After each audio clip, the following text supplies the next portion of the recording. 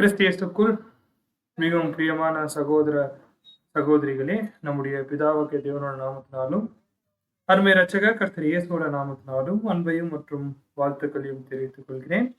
நாம் தொடர்ந்து பார்க்கிற இந்த ஒரு வெளிப்படுத்தின விசேஷம் தியானத்துக்குள்ளாக நாம் கடந்து போலாம். பிரியமான சகோதர சகோதரிகளே, நம்ம இந்த 3வது சபை குறித்து நம்ம தியானிச்சு கொண்டு வரோம். பெர்கமு சபை குறித்து நம்ம கடந்த 2 வாரமாக இந்த வெளிப்படுத்தின விசேஷ தியானத்துல நம்ம பெர்கமு சபை குறித்து நிறைய காரியம் பார்த்து கொண்டு வரோம். அன்பான சகோதர சகோதரிகளே, கடந்த வாரம் பார்த்த பாயிண்ட்ஸ் பெர்கமு சபை பத்தி நம்ம பார்க்கும்போது, பெர்கமு சபையோடைய தூதர் ஏரியஸ் அவருடைய ஊழியத்தை குறித்து நம்ம பார்த்தோம். அது மாத்திரம் இல்ல, பெர்கமு சபையில இருக்கக்கூடிய ஒரு விசேஷமான ஒரு சேலஞ்ச் இல்லைன்னா விசேஷமான ஒரு போராட்டம், அதோ எது மத்தியில நம்ம பார்க்க போது அந்த ஒரு பிலியாமின் உபதேசத்தை பத்தி, நிக்கோலா மதஸ்தர்கள் பத்தி. இந்த பிலியாமின் உபதேசத்தை பத்தி நம்ம சொல்லும் போது, பிலியாம் தீர்க்கதரிசி பழைய ஏற்பாட்டு காலத்துல என்னாகமம் 22ஆம் அதிகாரத்துல தேவனுடைய தீர்க்கதரிசியா இருந்து இஸ்ரேல் ஜனங்களுக்கு விரோதமா இந்த பாலாக் ராஜா மூலியமா அவர் செஞ்ச சில தவறுகள், அதே தவறுகள் தான் பழைய ஏற்பாட்டுல அந்த பிலியாம் தீர்க்கதரிசி என்ன தவறு செஞ்சாரோ அதே தான் நம்ம எங்க பாக்குறோம்.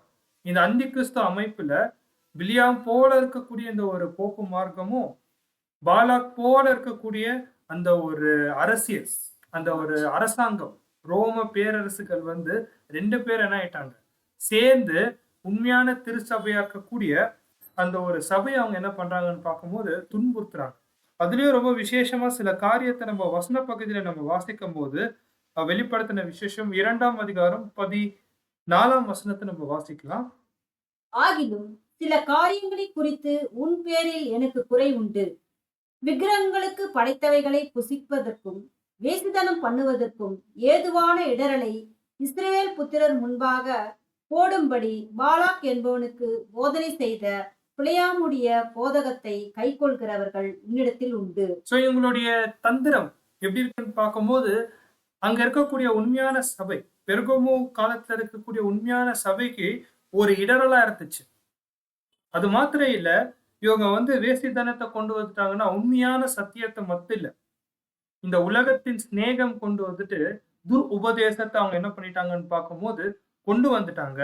அதே போல விக்கிரத்துக்கு படிக்கக்கூடிய படிப்பை இல்லைங்களா, அந்த விஷயத்த என்ன பண்றாங்கன்னு பார்க்கும்போது உண்மையான சபைக்கு அவங்க அப்படின்னா விக்கிரத்துக்கு படிக்கக்கூடிய அந்த ஒரு படையல் என்ன குறிக்குதுன்னா அந்த துர் உபதேசங்கள், உண்மையான திருசபைக்கு தேவையான சத்தியங்கள் கொடுக்காம இவங்க மனுஷ போதனை இல்ல அந்த ஒரு ரோமர்கள் வணங்கின அந்த ஒரு பிராக்டிஸ், அது என்ன ஆயிடுச்சுன்னு பார்க்கும்போது சபைக்குள்ள வரும்போது அன்பான சகோதர சகோதரிகளே, இது நிறைய பேருக்கு என்ன ஆயிடுச்சுன்னு பார்க்கும்போது ஒரு இடரக்கூடிய ஒரு காரியமா அந்த பெர்கமு சபையில ஆயிருக்கு நம்ம பார்க்கணும். இந்த ஒரு பாயிண்ட்ஸ் எல்லாம் நம்ம என்ன பண்ணோம்னு பார்க்கும்போது கடந்த வாரம் நம்ம தியானிச்சோம். அதே போல 15ஆம் வசனத்தை நம்ம வாசிக்கும் போது வாசிக்கலாம். அப்படியே நிக்கோலாஸ் மதஸ்தாருடைய போதகத்தை கை கொள்கிறவர்களும் உன்னிடத்தில் உண்டு, அதை நான் வெறுக்கிறேன். பாருங்க, நிக்கோலா மதஸ்தருடைய போதனை. யார் இந்த நிக்கோலா மதஸ்தரன் பார்க்கும்போது நம்ம பார்த்து நிற்கிறோம் ஒரு 2 வாரமா. இல்ல 2வது சபையில இருந்து கூட இந்த ஒரு நிக்கோலா மதஸ்தர் பத்தி நம்ம தியானிக்கும் போது இவங்க ஜனங்களா ஆளுகை செய்வாங்க. தங்களுடைய கட்டுப்பாட்டுக்கு உள்ள வச்சுட்டு உண்மையான சபைய இவங்க ஆளுகை செய்யக்கூடிய வகுப்பார் தான் இந்த நிக்கோலா மதஸ்தர். இதை நான் வெறுக்கிறேன்.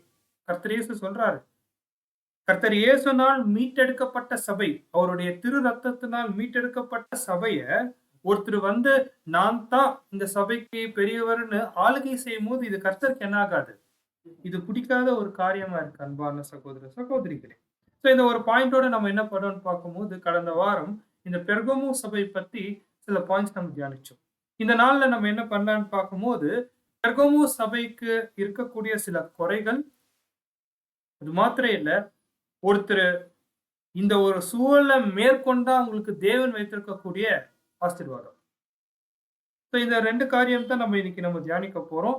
இப்ப நம்ம என்ன பண்ணலாம்னு பார்க்கும்போது நேரடியாக 16ஆம் வசனத்துக்குள்ள போலாம். வெளிப்படுத்தின விசேஷம் 2ஆம் அதிகாரம் 16ஆம் வசனம். நீ மனம் திரும்பு, இல்லாவிட்டால் நான் சீக்கிரமாய் உன்னிடத்தில் வந்து என் வாயின் பட்டயத்தால் அவர்களோடு யுத்தம் பண்ணுவேன். நீ மனத்திரும்பு. இந்த வார்த்தையை மட்டும் தான் நம்ம தியானிக்க போறோம். repent or else அப்படின்னு ஒரு வார்த்தை வரும். மனத்திரும்பு இல்லனா அப்படின்னு ஒரு கேள்வி அவரு என்ன சொல்றாருன்னா, உனக்கு 2 ஆப்ஷன் இருக்கு. மனத்திரும்பு அப்படி இல்லனா இப்படி சொல்றாரு.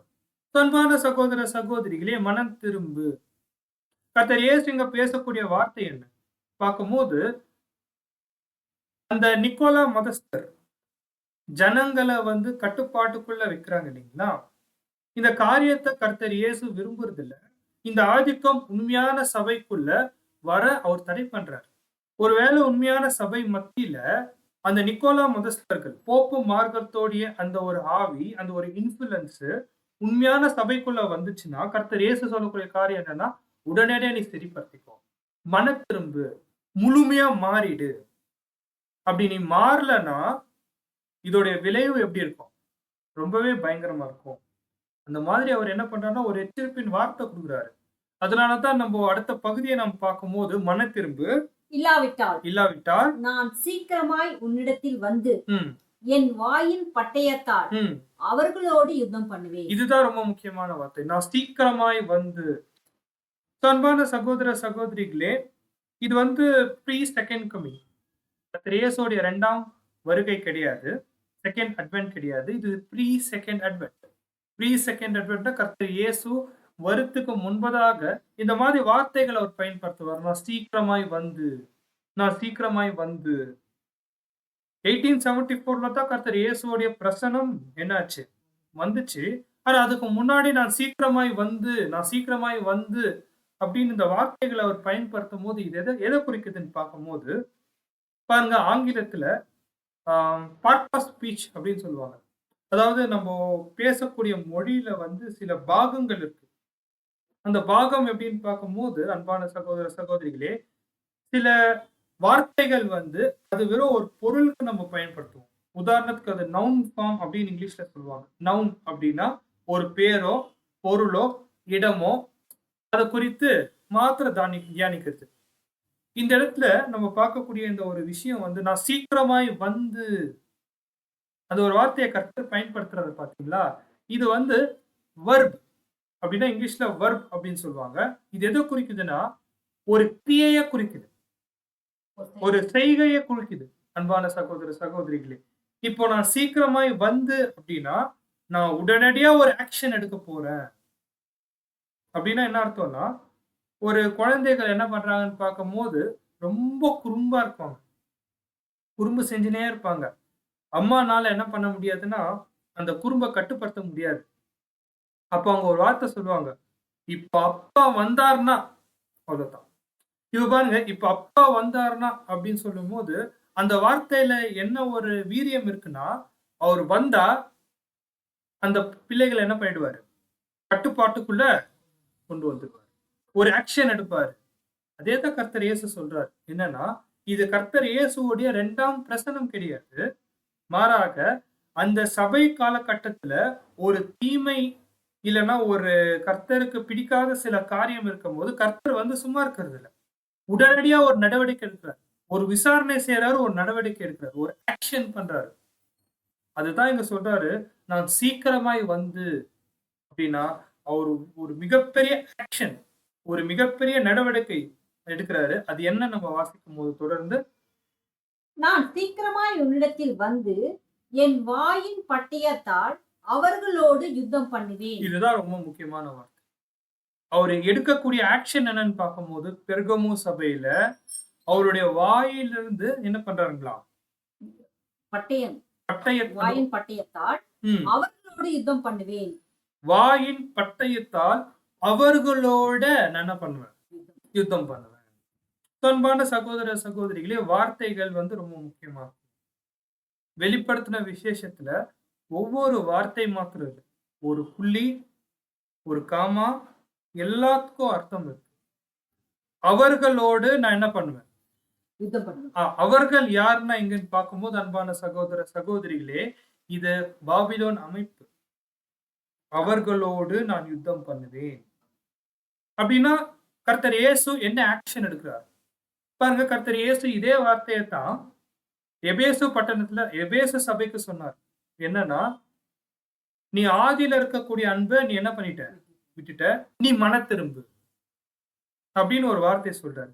அப்படின்னா மன திரும்பு அந்த ஒரு வார்த்தையை பயன்படுத்தும் போது, ஒரு ஆக்ஷன் அவர் எடுக்கும் போது என்ன நடக்குதுன்னா, அந்த சபை என்ன ஆகுது, அந்த சபையோடைய காலம் முடிவுக்கு வருது.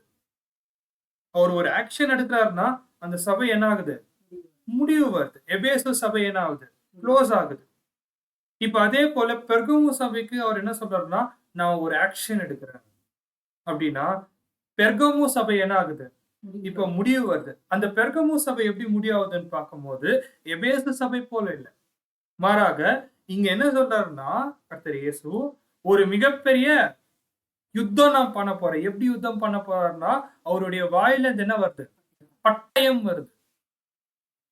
அவங்களுக்கு எதிராக என்னோட வாயிலிருந்து ஒரு பட்டயம் வருது. அந்த பட்டயத்தை வைத்துக்கொண்டு நான் என்ன பண்றேன், யுத்தம் பண்றேன்.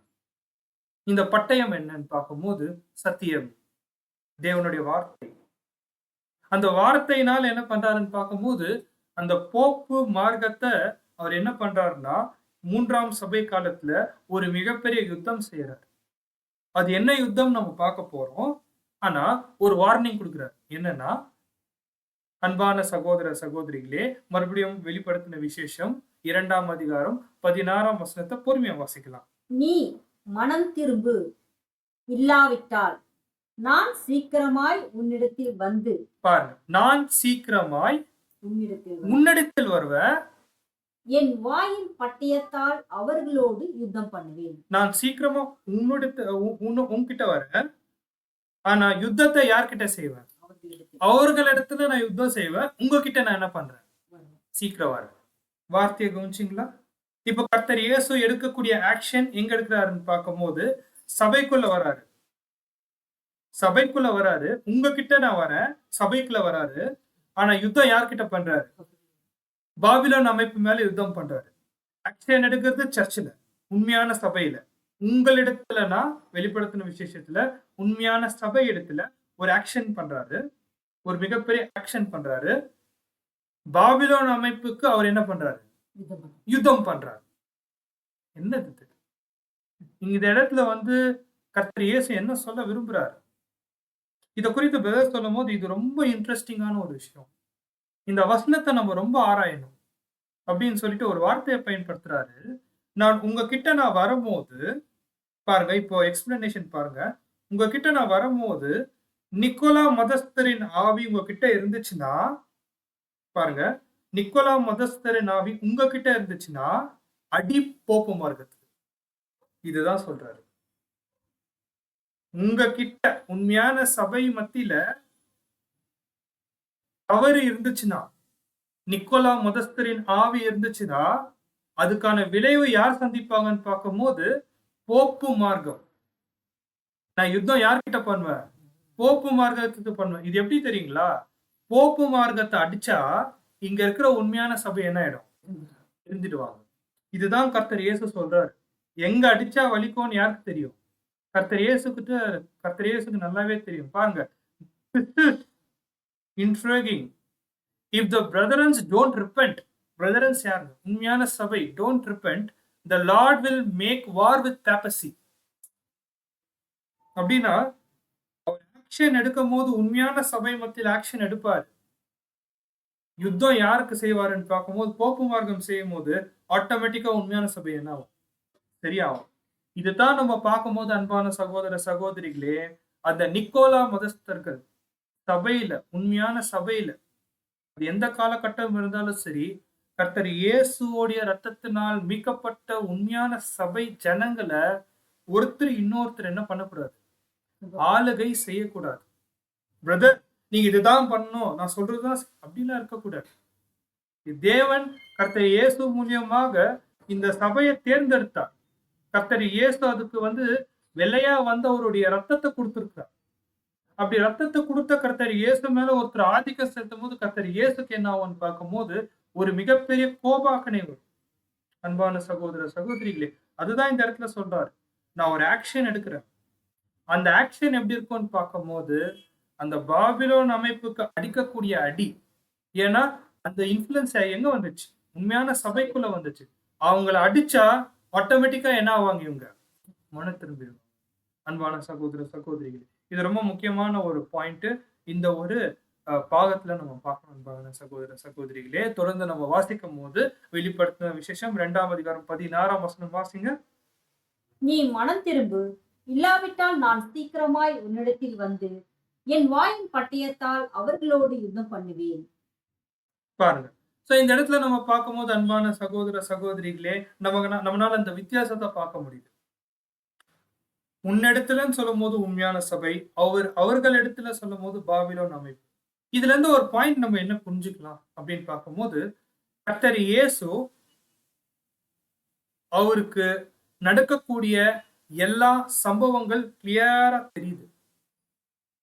தனக்கும் தன்னுடைய சரீர அங்கமா இருக்கக்கூடிய சபைக்கு என்னென்ன நிகழ்வுகள் நடக்குதுன்னு கர்த்தர் இயேசு கிளீனா அவர் என்ன பண்றாரு? அவர்னால புரிஞ்சுக்க முடியுது. அதனால இந்த இடத்துல வந்து மன திரும்புங்கள். மறுபடியுமாக நீங்க விட்ட பாதைய நீங்க திரும்பி வாங்கன்னு சொல்ல காரணம் என்னன்னு பார்க்கும்போது, மறுபடியுமாக உண்மையான சபை அந்த லைன்ல வந்துட்டு அவங்களுடைய ஆவிக்குரியமான வளர்ச்சி என்ன பண்ணணும்? மறுபடியுமாக அவங்க சீர்திருத்தி நடக்கிறதுக்கு தான் கர்த்தர் இயேசு என்ன பண்றாருன்னு பார்க்கும்போது, இந்த ஒரு ஆக்ஷன் அவர் எடுக்கிறது நம்ம பார்க்கிறோம் அன்பான சகோதர, சகோதரிகளே. சரி தொடர்ந்து நெக்ஸ்ட் பாயிண்ட் நம்ம இந்த சப்ஜெக்ட்ல நம்ம தியானிக்கும்போது, அன்பான சகோதர, சகோதரிகளே, அதே வெளிப்படுத்தின விசேஷம் 2ஆம் அதிகாரம் 16ஆம் வசனத்துல கர்த்தர் இயேசு எடுக்கக்கூடிய அந்த ஆக்ஷன், அந்த ஒரு என்ன சொல்ற அந்த செயல் வந்து பழைய ஏற்பாட்டு காலத்துல வந்து என்னாகும் 22ல இருந்து 31 வசனத்துல நம்ம வாசிக்கும் போது அந்த பிலியாம் தீர்க்கதரிசி இல்லைங்களா? அந்த பிலியாம் தீர்க்கதரிசி என்ன பண்றாருன்னு பார்க்கும்போது, பாலாக் ராஜா கூட தொடர்பு வைத்துக் கொள்றதுக்கு ஒரு தன்னுடைய கழுதைக்குட்டிய கொண்டு போறார். அந்த கழுதைக்குட்டிய கொண்டு போகும்போது என்ன நடக்குதுன்னு பார்க்கும்போது, வழியில தேவ தூதர் நிக்கிறார். இது அந்த கழுதை என்ன பண்ணுதுன்னு பார்க்கும்போது அது பாக்குது. தேவ தூதர் வந்து அவர் போற பாதையில வந்து ஒரு தடையா அவங்க நிக்கிறாங்கன்னு கழுதை பார்த்து மிரண்டது. மிரண்டு ஒரு செவரண்டையில என்ன பண்ணிடுதுன்னா, இந்த ஒரு பிலியாம் தீர்க்கதரிசியை தள்ளி விட்டுருது. இந்த பிலியாம் தீர்க்கதரிசி என்ன பண்றாருன்னு பார்க்கும்போது கழுதையை அடிக்கிறார். புரியுதுங்களா? இந்த ஒரு சம்பவத்தை நம்ம பார்க்கும்போது கழுதைக்கு தெரியுது தேவன் என்ன கிரியை செய்யறாருன்னு. ஆனா பிலியாம் தீர்க்கதரிசி தேவனுடைய வார்த்தையை சொல்லக்கூடிய தீர்க்கதரிசிக்கு நடக்கிற நிகழ்வு தெரியல. ஒருவேளை நம்ம என்ன பண்ணலாம்னு பார்க்கும்போது ஒரு 29ல இருந்து 31 வசனம் நம்ம வாசிக்கலாம். அது அந்த ஒரு கான்டெக்ஸ்ட் நம்ம அண்டர்ஸ்டாண்ட் பண்றதுக்கு என்னாகவும் 22, 29ல இருந்து 31. அப்பொழுது பிழையாம் கழுதையை பார்த்து, நீ என்னை பரியாசம் பண்ணி கொண்டு வருகிறாய். என் கையில் ஒரு பட்டயம் மாத்திரம் இருந்தால் இப்பொழுதே உன்னை கொன்று போடுவேன் என்றான். கழுதை பிழையாமை நோக்கி, நீர் என்னை கை கொண்ட காலம் முதல் இந்நாள் வரைக்கும் நீர் ஏறின கழுதை நான் அல்லவா? இப்படி உமக்கு எப்பொழுதாவதிலும் நான் செய்தது உண்டா என்றது. அதற்கு அவன் இல்லை என்றான். அப்பொழுது கர்த்தர் பிழையாமின் கண்களை திறந்தார். வழியிலே நின்ற உருவின பட்டயத்தை தம்முடைய கையிலே பிடித்திருக்கிற கர்த்தருடைய தூதன் அவன் கண்டு தலை குனிந்து முகம் குப்புற விழுந்து பணிந்தான். போதும். இந்த சம்பவத்தை வந்து நம்மளுடைய மூத்த சகோதரர் வந்து ஒரு அருமையான பாயிண்ட் கொடுக்குறாரு. என்னன்னு பார்க்கும்போது பிலியாம் யாரு, கழுதைக்குட்டி யாருன்னு பார்க்கும்போது 2 பேரும் போப்பு மார்க்கம் தான். 2 பேரும் போப்பு மார்க்கம். இந்த போப்பு மார்க்கத்துல வந்து ரோமன் கேத்தலிக் அமைப்புல 2 சபைகள் இருந்துச்சு. என்ன அந்த 2 சபைகள் பார்க்கும்போது ஒன்னு ஆர்த்தடாக்ஸ், இன்னொன்னு வந்து கேத்தலிக். ஒன்னு ஆர்த்தடாக்ஸ், இன்னொருத்தர் யாருன்னு பார்க்கும்போது கேத்தலிக். இந்த ஆர்த்தடாக்ஸ் எங்க இருக்கிறாங்கன்னு பார்க்கும்போது அன்பான சகோதர சகோதரிகளே, கிழக்கு பகுதி வெஸ்ட் சைடு, சூரியன் உதிக்க திசை ஓகே ஈஸ்ட் சைடு, எந்த இடத்துல சூரியன் உதிக்குதோ அந்த சைட்ல வந்து யார் இருக்கிறாங்கன்னு பார்க்கும்போது இந்த ஆர்த்தடாக்ஸ் கேத்தலிக் இருப்பாங்க. இன்னொன்னு வந்து ரோமன் கேத்தலிக். இவங்க வந்து வெஸ்ட் பகுதியில் இருப்பாங்க, வெஸ்ட் சைடு. பாருங்க இங்க வந்து சார்ட்ல பாத்தீங்கன்னா ஆரஞ்சு கலர் பகுதி வந்து யாருன்னு பார்க்கும்போது ரோமன் கேத்தலிக், இந்த சைடு ப்ளூ கலர்ல நம்ம பார்க்கும்போது இவங்க யாருன்னு பார்க்கும்போது ஆர்த்தடாக்ஸ் சர்ச். சரிங்களா? ஸோ இந்த ஒரு 2 அமைப்புல பார்க்கும்போது, இந்த இடத்துல வந்து இந்த ஒரு ஈஸ்ட் பகுதியில இருக்கிறவங்க வந்து அந்த ஒரு கழுதை போல ஒப்பிட்டு பேசுறாங்க. எப்படின்னா, இவங்க 2 பேரும் ஒண்ணா தான் டிராவல் பண்றாங்க. ஒண்ணா டிராவல் பண்ணும்போது, அந்த கழுதைக்கு ஒரு விஷயம் தெரியுது. அங்க தேவ தூதர் வந்து என்ன பண்ணிட்டு நிற்கிறாரு? நிக்கிறாரு. அங்க ஒரு தேவ தூதர் நிக்கிறாருன்னு கழுதைக்கு தெரியுது. ஆனா, கழுதை மேல இருக்கக்கூடிய அந்த ஒரு யாருங்க? பிலியாம் தீர்க்கதரிசிக்கு தெரியல. இந்த ஒரு காரியத்த வந்து அ நம்ம மூத்த சகோதரர்கள் அவங்க எப்படி எக்ஸ்பிளைன் பண்றாங்கன்னு பார்க்கும்போது, பெர்கமு காலத்துல ஒரு மிகப்பெரிய பிரிவினை நடந்துச்சு. யாரு யாருக்கு மத்தியிலன்னு பார்க்கும்போது, ஆர்த்தடாக்ஸ் மற்றும் கேத்தலிக் அமைப்புக்கு. ஆர்த்தடாக்ஸ் ஒரு பக்கம் பிரிஞ்சுட்டாங்க.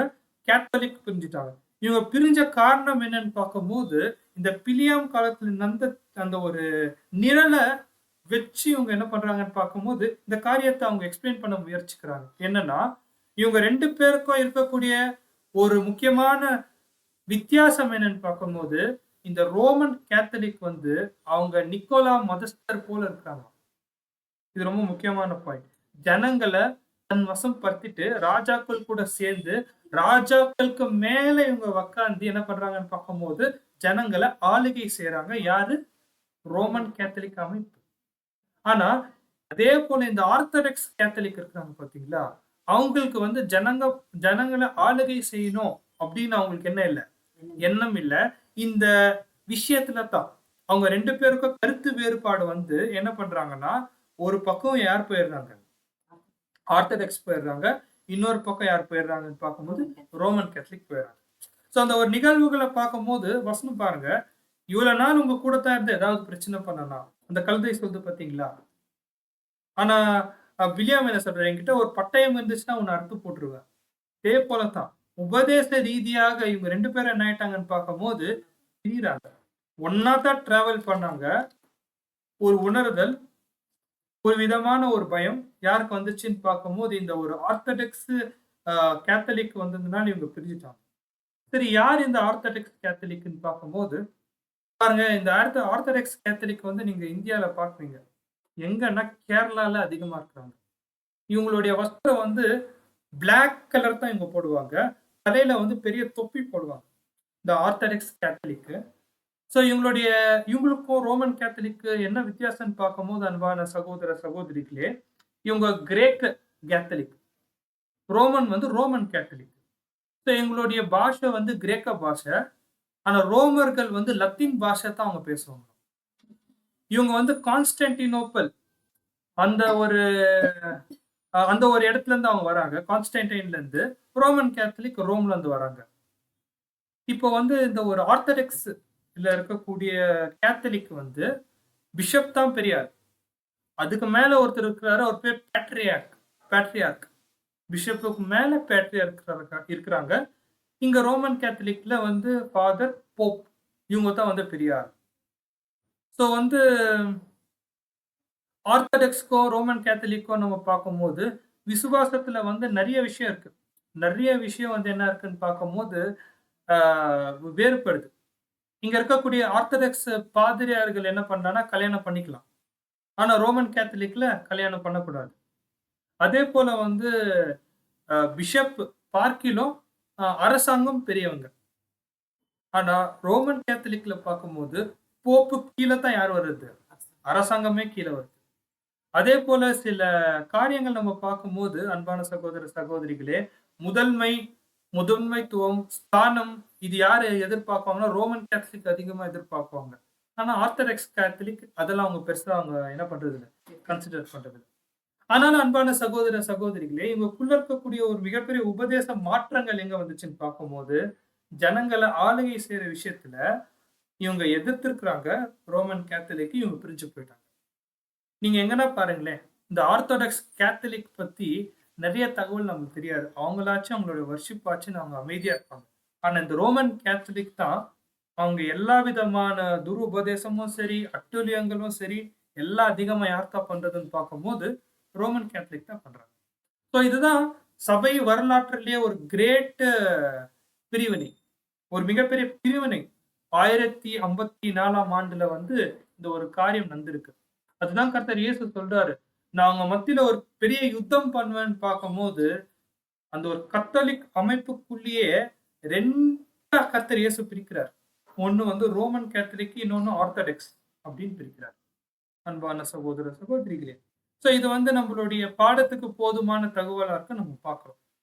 சரி, நெக்ஸ்ட் பாயிண்ட் என்னன்னு பார்க்கும்போது, நீ மனம் திரும்பு. இல்லாவிட்டால் நான் சீக்கிரமாய் வந்து என் வாயின் பட்டயத்தால் அவர்களோடு யுத்தம் பண்ணி அவரோட கூட யுத்தம் பண்ணுவேன்னு சொன்னார் பாத்தீங்களா? அப்படி யுத்தம் பண்ணிட்டு பிறக்க அப்படி 2 பாகமா பிரியுது இல்லைங்களா? ரோமன் கேத்தலிக்கோ ஆர்த்தடாக்ஸோ 2 பேரும் அப்படி பிரிஞ்சு போகும்போது தேவன் ஒரு பெரிய வழியை திறக்கிறார். எதுக்குன்னா, இது வரைக்கும் பைபிள் வந்து லத்தீன் பாஷையில இருந்திருக்கு. இந்த ஒரு 3வது சபை வரைக்கும். அதுக்கப்புறம் தேவன் என்ன பண்றாருன்னு பார்க்கும்போது, இவங்க 2 பேரையும் அவருடைய பட்டயத்தால் பிரிச்சு போட்டு பீட்டர் வேல்டோ என்ன பண்றாரு? உள்ள கொண்டு வராரு. பீட்டர் வேல்டோ யார்? 4ஆம் சபையுடைய தூதன். பைபிள்ல இருக்கக்கூடிய 4 சுவிசேஷ புஸ்தகத்தை அவர் டிரான்ஸ்லேட் பண்றாரு. அடுத்த வாரம் நம்ம என்ன பண்ண போறோம்னா, பீட்டர் வேல்டோ பத்தி நம்ம அதிகமா தியானிக்க போறோம். சோ பாயிண்ட் என்னன்னு பார்க்கும்போது, அன்பான சகோதர சகோதரிகளே, லத்தீன் பாஷையில இருந்த பைபிள் இப்போ பிரெஞ்சு பாஷைக்கு, அதோ விசேஷமா 4 சுவிசேஷ புத்தகம் என்ன ஆகுதுன்னு பார்க்கும்போது வெளியே வருது. இதனால ஜனங்களுக்கு ஒரு அறிவு என்ன வருதுன்னு பார்க்கும்போது, கிளர்ஜி, லைட்டி, விசுவாசிகள், சாதாரண ஜனங்கள் என்னக்கூடிய வேறுபாடு சுவிசேஷ புஸ்தகத்தை படிக்கும் போது ஒரு தெளிவு வருது. அதுதான் கர்த்தர் இயேசு என்ன சொல்றாருன்னா, நான் வந்து என்னுடைய பட்டயத்தினால் அவர்கள் எடுத்த ஒரு யுத்தம் பண்றேன்னா ஒரு மிகப்பெரிய பிரிவினை பண்ணார். அப்படி பிரிவினை பண்ணும் போது பீட்டர் வேல்டோ உள்ள வராரு. சுவிசேஷ புஸ்தகங்கள் வந்து டிரான்ஸ்லேட் ஆகுது. இப்படி டிரான்ஸ்லேட் ஆகும் போது, அன்பான சகோதர சகோதரிகளே, ஜனங்களுக்கு மறுபடியும் தேவன் என்ன பண்றாரு? அந்த தெய்வீக ஒழுங்குமுறைய தேவன் சொல்லி விடுகிறார். அன்பான சகோதர சகோதரிகளே, சரி, இப்போ நெக்ஸ்ட் வசனத்துக்குள்ளாக நாம் கடந்து போலாம். வெளிப்படுத்தின விசேஷம் 2ஆம் அதிகாரம் 17ஆம் வசனம். தேவ ஆவி சபைக்கு சொல்கிறதை காதுள்ளவன் கேட்க கடவன். ஜெயம் கொள்கிறவனுக்கு நான் மறைவான மன்னாவை புசிக்க கொடுத்து அவனுக்கு வெண்மையான குறிக்கல்லையும் அந்த கல்லின் மேல் எழுதப்பட்டது அதை பெறுகிறவனோ அன்றி வேறு ஒருவனும் அறியக்கூடாததும் ஆகிய புதிய நாமத்தை கொடுப்பேன் என்று எழுது. அன்பான சகோதர சகோதரிகளே, ரொம்ப ஆச்சரியமான வசனம். காதுள்ளவர் கேட்க கடவர். இது தேவனுடைய ஆவினால சொல்லப்படக்கூடிய தேவனுடைய வசனங்கள். இது யாரு மாத்திரத்தான் கேட்குவாங்கன்னா, காதுள்ளவர்கள். காதுள்ளவர்கள் கேட்குவாங்க. அப்படின்னா என்ன அர்த்தம்? தேவனுடைய வார்த்தை வந்து யார் கேட்டு கீழ்ப்படுகிறாங்களோ அவங்களுக்கு தான் இந்த சத்தியங்கள் என்ன ஆகும்? புரியும். இந்த ஒரு வார்த்தை வந்து காது உள்ளவர்கள் கேட்க கடுவார்கள் எனக்கூடிய வார்த்தை கர்த்தர் இயேசுவோடைய உபதேசத்துல ஒரு முக்கியமான உபதேசம். எல்லாரும் கேட்க மாட்டாங்க. யாருக்கு கேட்கிற காது இருக்கோ அவங்க மாத்திரத்தான் கேட்பாங்க. இது எல்லா சபை காலத்துக்கும் பொருந்தும். அன்பான சகோதர சகோதரி, ஒருவேளை இப்ப நம்ம பெருகமும் பத்தி நம்ம தியானிக்கிறோம்னா, காது உள்ளவர் கேட்க கடுவார்னா என்ன அர்த்தம்? பெர்கமுல சில மிஸ்டேக்ஸ் ஆயிடுச்சு. அந்த மிஸ்டேக் எங்க பண்ணக்கூடாது? லெவதோக்கியால பண்ணக்கூடாது. பெர்கமுல கேட்ட விஷயத்த 3வது சபைக்கு மாத்திரம் பொருந்தும்னு விட்டுறாதீங்க. இது எங்க கூட பொருந்தும்? 7ஆம் சபையில கூட இந்த ஒரு காரியம் பொருந்தும். அதான் காது உள்ளவன் கேட்க கடவன். ஏன்னா இது தேவனுடைய ஆவினால பேசப்படக்கூடிய தீர்க்க தரிசன வசனங்கள், சத்தியங்கள். இது எல்லா சபைக்கும் என்ன ஆகும்? பொருந்தும். unto the churches, சர்ச் மட்டும் இல்ல, சர்ச்சஸ், எல்லா சபைக்கும் பொதுவான இது ஒரு மெசேஜ் அப்படின்னு நம்ம பார்க்கிறோம். அன்பான சகோதர சகோதரிகளே, என்ன மெசேஜ்? இப்ப நம்ம பெர்கமோ பத்தி என்ன பார்த்தோம்? பார்க்கும்போது போப்பு மார்க்கம், ஜனங்களை ஆளுகை செய்யறது. போப்பு தான் அந்த ஒரு மத தலைவர். இதெல்லாம் நம்ம பார்க்கும்போது அன்பான சகோதர சகோதரிகளே, இது ஆதிகால சபையில அந்த அக்கிரம மனுஷன், அந்த பாவ மனுஷன் செய்யும் போது இது தேவன் என்ன பண்ணிருக்காருன்னு பார்க்கும்போது அனுமதிச்சிருக்கிறார். ஆனா இந்த போப்பு மார்க்கமும் சரி, அந்த ஸ்தானமும் சரி, ரோமன் கேத்தலிக் தவிர மத்த எந்த ஒரு ஜனங்களும் என்ன பண்ணல, அங்கீகரிக்காத ஒரு போஸ்ட். இன்னொரு வார்த்தை நம்ம சொல்லணும்னா, இது மனுஷனால, இந்த ஜஸ்டினியன் எனக்கூடிய பேரரசர் இவர்னால நியமிக்கப்பட்ட ஒரு விஷயம் தவிர, இது வேதத்துல இருக்கக்கூடிய சத்தியத்துல இருந்தோ வந்த ஒரு போஸ்டோ, பொசிஷனோ இந்த பாப்பஸ்டி சிஸ்டம் இல்ல. அதுதான் காதுள்ளவன் கேட்க கடவுள். ஜனங்கள ஆளுகை செய்யக்கூடாது. அதுதான் இந்த இடத்துல கொடுக்கக்கூடிய ஒரு மிகப்பெரிய மெசேஜா இருக்கு நம்ம பார்க்கிறோம். இந்த மெசேஜ கேட்டு ஒருவன் வாசிங்க. To him that overcometh, யார் ஒருவர் ஜெயம் கொள்றாரோ, ஜெயம் கொள்கிறவனுக்கு நான் மறைவான மன்னாவை புசிக்க கொடுத்து அவனுக்கு வெண்மையான குறிக்கல்லையும் அந்த கல்லின் மேல் எழுதப்பட்டதும் அதை பெறுகிறவனே இன்றி வேறொருவனும் அறியக்கூடாததும் ஆகிய புதிய நாமத்தை கொடுப்பேன் என்று எழுது. இது ரொம்ப முக்கியமான பாயிண்ட். என்னன்னு பார்க்கும்போது அன்பான சகோதர சகோதரிகளே, பெர்கமோ சபையில வந்து 2 ஆசீர்வாதம் கொடுக்குறாரு. ஒருத்தர் ஜெயம் கொண்டா, 2 ஆசீர்வாதம், 2-fold blessing. என்னன்னு பார்க்கும்போது, ஒண்ணு அவங்க புசிக்கிறதுக்கு மறைவான மன்னா, இது ஒரு ஆசீர்வாதம். இன்னொரு ஆசீர்வாதம் என்னன்னு பார்க்கும்போது, அவர்களுக்கு வெண்மையான குறிக்கல்லையும் எழுதப்பட்டதும், அதுல என்ன எழுதப்பட்டிருக்குங்க, அதுல வந்து ஒரு புதிய நாமம் என்ன பண்ணிருக்குன்னா, அந்த வெண்மையான கல்லுல வந்து ஒரு புதிய நாமம் வந்து என்ன பண்ணிருக்குன்னா எழுதப்பட்டிருக்கு. அந்த புதிய நாமம் யாருக்கு மாத்திரம் தெரியும்னு பார்க்கும்போது, அந்த ஒரு வெள்ளைக்கல்ல யார் கையில கொடுக்குறாங்களோ, அதே போல அந்த வெள்ளைக்கல்ல யார் வாங்குறாங்களோ, இவங்க 2 பேருக்கும் மாத்திரம் தான் சீக்ரெட்டா தெரியும். வேற யாருக்குமே தெரியாது அந்த வெள்ளைக்கல்லுல என்ன நாமம் எழுதப்பட்டிருக்கு. சோ இந்த ஒரு 2 ஆசீர்வாதம் யாருக்கு தேவன் கொடுக்குறாருன்னு பார்க்கும்போது, பெர்கமோ சபையில ஒருத்தர் மேற்கொண்டா, இது யாருக்கு கூட பொருந்தும், நமக்கு கூட பொருந்தும். அன்பான சகோதர சகோதரிகளே, ஒருத்தர் மேற்கொள்ளும் போது, to him that overcometh, ஜெயம் கொண்டவரா மாறும் போது, ஒண்ணு மறைவான மன்னாவும் அந்த ஒரு வெள்ளைக்கல்ல கொடுக்குறாரு. இது என்ன பார்க்கும்போது, ஃபர்ஸ்ட் அந்த மன்னா குறித்து பார்க்கலாம். மன்னா, மறைவான மன்னா என்னது? இது மறைவான மன்னா. இந்த மறைவான மன்னானா என்னன்னு பார்க்கும்போது, அன்பான சகோதர சகோதரிகளே, இது ஆசரிப்பு கூடாரத்துல 3 பொருட்கள்ல ஒரு பொருள் என்னன்னு பார்க்கும்போது மன்னா. கோல்டன் பவுல்ல, பொன் பாத்திரத்துல இந்த மன்னா வைக்குவாங்க ஆசரிப்பு கூடாரத்துல. அதுலயும் விசேஷமா அந்த ஒரு ஆர்க் ஆஃப் கவனன்ட், அந்த உடன்படிக்கை பெட்டிக்குள்ள என்ன பண்ணுவாங்கன்னு பார்க்கும்போது இந்த ஒரு மன்னாவை வைக்குவாங்க. சரி, இது எதை குறிக்குதுன்னு நம்ம பார்க்கும்போது, அன்பான சகோதர சகோதரிகளே, அந்த ஆசரிப்பு கூடாரத்துக்குள்ள அந்த ஒரு ஆர்க் ஆஃப் கவனன்ட், அந்த ஒரு பெட்டிக்குள்ள இந்த ஒரு மன்னா வைக்கும் போது அது கெட்டு போல. அதுதான் முக்கியமான பாயிண்ட். அது கெட்டு போகாத அப்படியே இருந்துச்சு. இது எதை குறிக்குதுன்னு பார்க்கும்போது, இது தேவன் கொடுக்கக்கூடிய ஆவிக்குரியமான உணவு. பெர்கமோ சபைக்கு கர்த்தர் இயேசு கொடுக்கக்கூடிய வாக்குத்தத்தம் என்னன்னா, மறைவான மன்னாவை கொடுக்குறாரு. ஆனா இந்த சபை ஜனங்க வந்து அவங்களுடைய பாடு, அவங்களுடைய உபத்திரம் எப்படி போச்சுன்னா, 14வது வசனம் வாசிக்கலாம். 14th verse. ஆகிலும் சில காரியங்களை குறித்து உன் பேரில் எனக்கு குறை உண்டு. விக்கிரகங்களுக்கு படைத்தவைகளை புசிப்பதற்கு, விக்கிரகங்களுக்கு படைத்தது புசிக்கிறதுனா கள்ள உபதேசங்கள் எல்லாமே எங்க வந்துச்சு? சர்ச்சுக்குள்ள. அங்க இருக்கக்கூடிய அந்தி கிறிஸ்து அமைப்பு என்ன பண்ணிட்டாங்கன்னு பார்க்கும்போது, உண்மையான சபைக்கு எதை திணிக்க ஆரம்பிச்சுட்டாங்க, இந்த ஒரு கள்ள போதனை. அதனால்தான் கர்த்தர் இயேசு, நீ ஒருவேளை நீ மேற்கொண்டுட்டனா உனக்கு என்ன ஆகாரத்தை கொடுக்குற? மறைவான மன்னா. இந்த மறைவான மன்னா யாருனால மாத்திரம் ருசிக்க முடியும் அப்படின்னு சொல்லும் போது, வெறும் அர்ப்பணிக்கப்பட்ட புதிய சிருஷ்டிகள்னால மாத்திரம் தான் இந்த மறைவான மன்னாவை என்ன பண்ண முடியும்? ருசிக்க முடியும். ஒருவேளை இந்த கள்ள உபதேசத்துல சிக்கிக்கொண்டா இந்த ஒரு மறைவான மன்னா அது என்ன பண்ண முடியாது, அந்த ஸ்பிரிச்சுவல் ஃபுட்டை சாப்பிட முடியாது. சரி, அது என்ன மறைவான மன்னா? அன்பான சகோதர சகோதரிகளே, பார்க்கும்போது பாருங்க, இந்த கோல்டன் பவுல், இந்த ஒரு ஆர்க் ஆஃப் கவனன்ட்ல, அந்த உடன்படிக்கை பெட்டிக்குள்ள 3 பொருட்கள் இருக்கு. அந்த நோவா கொண்டு வந்த 10 கட்டளைகள், ஆரோனுடைய துளிந்த கோல், அப்புறம் அந்த மன்னா. இதுல நம்ம பார்க்கக்கூடிய விஷயம் அந்த மன்னா, கெட்டு போகாத அந்த மன்னா. இது எதை குறிக்குதுன்னு பார்க்கும்போது, தேவன் முற்றிலும் ஜெயம் கொண்டவர்களுக்கு வச்சிருக்கக்கூடிய அந்த ஒரு என்ன சொல்றதுங்க, திவ்ய சுபாவம், தெய்வீக சுபாவம்.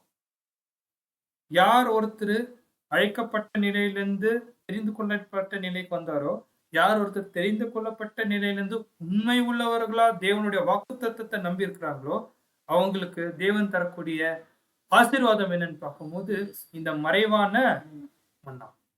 அன்பான சகோதர சகோதரிகளே, சோ இதுதான் நம்ம பார்க்கும்போது பெர்கமு சபையில 2 ஆசீர்வாதத்துல ஒண்ணு என்ன தராருன்னு பார்க்கும்போது மறைவான மன்னா.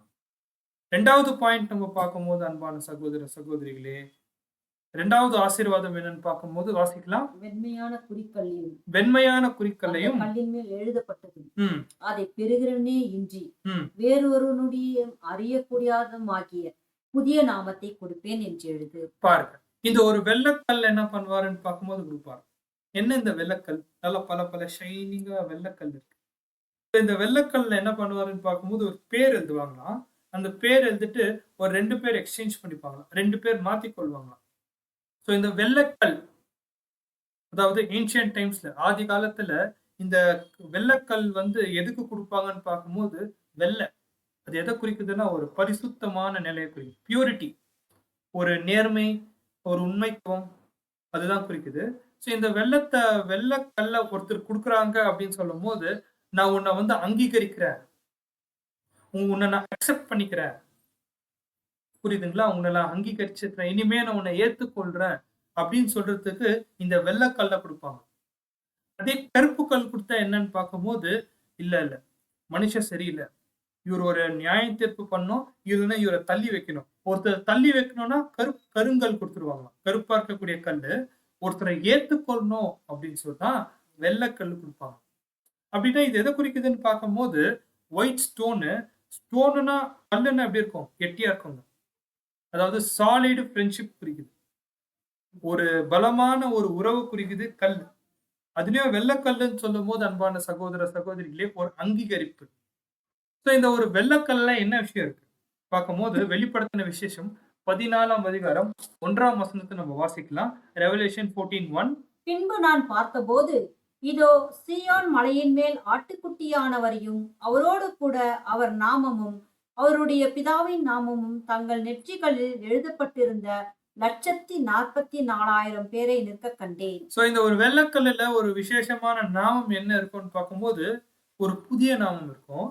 அந்த புதிய நாமம் வந்து யாருடைய நாமத்துக்கு அது சேர்ந்திருக்கும்னு பார்க்கும்போது பிதாவுடைய நாமம் சேர்ந்திருக்கும். இப்ப பாத்தீங்களா சில குடும்ப பேர் இருக்கு பாத்தீங்களா?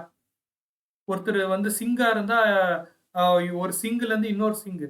அவங்களுடைய பையன் பேர் கூட இன்னொரு சிங்குன்னு வரும். அதே மாதிரி ஒரு குடும்ப பேரை வந்து என்ன பண்றாருன்னா இந்த வெள்ளைக்கல்ல வைக்கிறாராம். ஒருவேளை நம்ம அந்த ஒரு சபை வகுப்பார் ஆயிட்டா நமக்கு ஒரு புது பேர் கொடுப்பார். இப்ப இருக்கக்கூடிய பேர் எடுத்துட்டு ஒரு புது பேரு, அது பக்கத்துல யாரோட பேர் இருக்கும்? பிதாவாகிய தேவனுடைய பேர் இருக்கும். ஆட்டுக்கொட்டியானவருடைய பேர் இருக்கும். நம்மளுடைய குடும்ப பேர் இருக்கும். இது வந்து யாருக்கு தெரியாதுன்னு பார்க்கும்போது வெளியாளுக்கு தெரியாது. இது ஒரு சீக்ரெட் எக்ஸ்சேஞ்ச். நான் உன்னை சபையாக நான் அங்கீகரிச்சுட்டேன். இதோ நம்மளுடைய குடும்ப ரகசியம் உன் கையில கொடுக்குறேன். அன்பான சகோதர சகோதரிகளே. சோ இது வந்து யாருக்கு மாத்திரம் தெரியும்னு பார்க்கும்போது ஒருத்தர் இன்னொருத்தருக்கு தெரியும். இதுல இருந்து நம்ம என்ன ஒரு பாயிண்ட் கத்துக்கலாம். ஒருவேளை அன்பான சகோதர சகோதரிகளே இது வந்து ரொம்ப ஸ்பிரிச்சுவலான விஷயம். இப்ப நம்ம ஜெபம் பண்றோம் பாத்தீங்களா? தேவன் கேட்கிறாரு.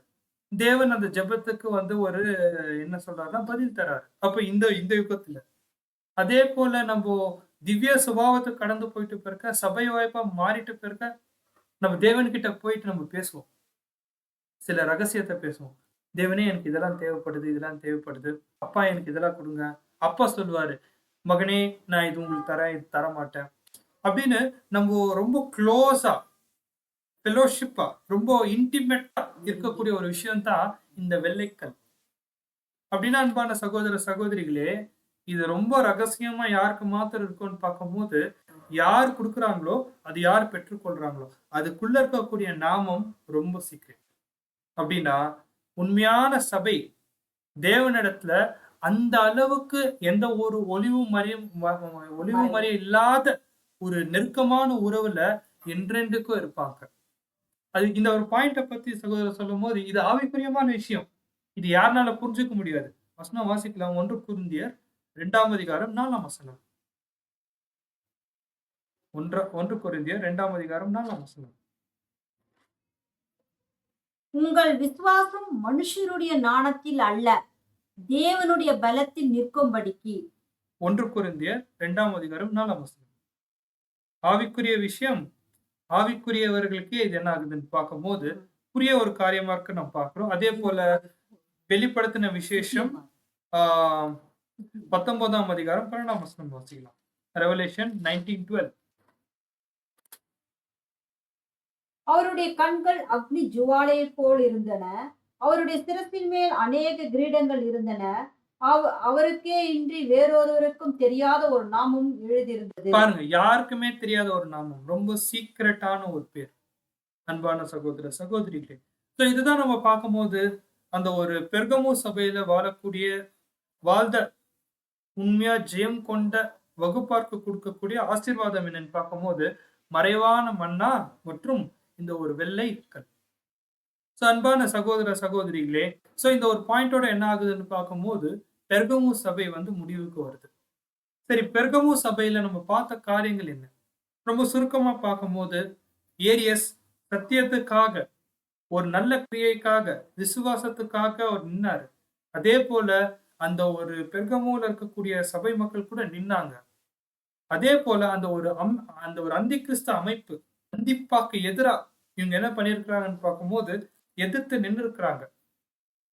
அப்படி எதிர்த்து நின்னாலும் இந்த ஒரு அந்தி கிறிஸ்துவோடைய அமைப்பு பெருகும் போது, பிலியாமின் உபதேசம், அந்த நிக்கோலா மதஸ்தர்களுடைய ஆதிக்கம் அதிகமா சபைக்குள்ள வந்துச்சு. அது மாத்திரம் இல்ல அன்பான சகோதர சகோதரிகளே, இந்த பெர்கமு பத்தி கர்த்தர் இயேசு சில நன்மையும் சொல்றாரு, அவங்களுடைய தவறுகளும் சுட்டி காமிக்கும் போது என்ன பண்றாருன்னு பார்க்கும்போது, நீங்க மனம் திரும்புங்க. அப்படி இல்லைன்னா நான் பட்டயத்தை என்ன பண்ணுவேன்? எடுத்துன்னு வருவேன். என் வாயிலிருந்து அந்த பட்டயத்தை எடுத்துன்னு வருவேன்னு சொல்றாரு. ஒருவேளை யார் ஒருத்தர் ஜெயம் கொள்றாங்களோ, அவங்களுக்கு மறைவான மன்னாவும் அந்த ஒரு வெள்ளைக்கல்ல தருவேன் எனக்கூடிய ஒரு ஆசீர்வாதத்தை பெர்கமு சபைக்கு தந்தார் நம்ம பார்க்கிறோம். அன்பான சகோதர சகோதரிகளே, இந்த ஒரு பாயிண்டோட பெர்கமு சபை நிறைவுக்கு வருது. அடுத்த சபை நம்ம வாசிக்கும் போது வெளிப்படுத்தின விசேஷம் 2ஆம் அதிகாரம் 18ஆம் வசனத்தை நம்ம வாசிக்கலாம். தியத்திரா சபையின் தூதனுக்கு நீ எழுத வேண்டியது என்னவெனில், அக்னி ஜுவாலை போன்ற கண்களும் பிரகாசமான வெண்கலம் போன்ற பாதங்களும் உள்ள தேவகுமாரன் சொல்கிறதாவது. பாருங்க, தியத்திரா சபையில இருக்கக்கூடிய தூதனுக்கு எழுதுவதாகுது. இந்த ஒரு காரியத்தை நம்ம என்ன பண்ணலான்னு பார்க்கும்போது, தியத்திரா இருக்கக்கூடிய தூதன் யார், தியத்திராவுடைய அர்த்தம் என்ன, அதோடைய காலம் என்ன, இதெல்லாம் நம்ம என்ன பண்ணலான்னு பார்க்கும்போது அடுத்த வாரம் ரொம்ப டீட்டெயிலா நம்ம தியானிக்கலாம். தேவன் தாமே ஆசீர்வதிப்பாராக. பொறுமையோட கேட்ட அன்புக்குரிய சகோதர சகோதரிகளுக்கு கிறிஸ்து இயேசுக்குள்ளாக என்னுடைய அன்பின் வாழ்த்துக்களை தெரிவித்துக் கொள்கிறேன். ஆமென்.